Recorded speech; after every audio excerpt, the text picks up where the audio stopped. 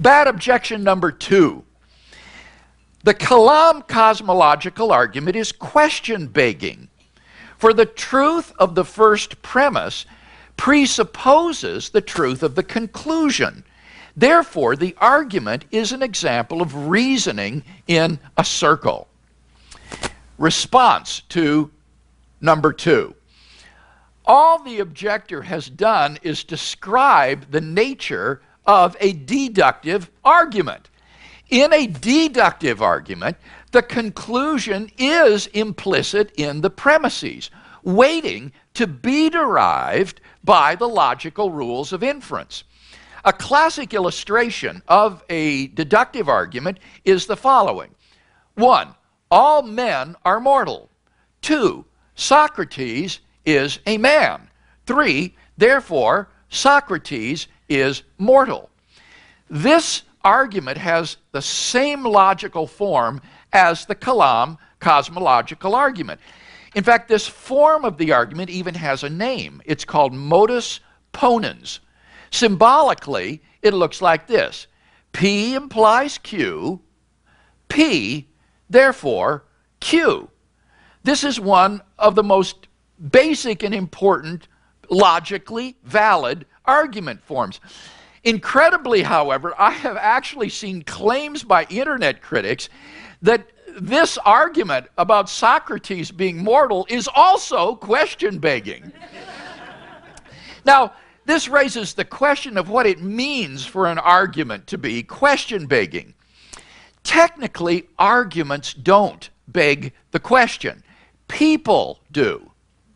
One is guilty of begging the question if one's only reason for believing in a premise is that one already believes in the conclusion. For example, suppose you were to present the following argument for the existence of God. 1. Either God exists or the moon is made of green cheese. 2. The moon is not made of green cheese. 3. Therefore, God exists. Now, this is a sound argument for God's existence. Its premises are both true, and the conclusion follows from the premises by the rules of logic, specifically disjunctive syllogism. Nevertheless, the argument is not any good because your only reason for believing the first premise to be true is that you already believe that God exists. A disjunction like premise 1 is true if one of the disjuncts is true. But the belief that God exists is the conclusion of the argument. Therefore, in putting forward this argument, you are reasoning in a circle or begging the question. The only reason you believe 1 is because you already believe 3.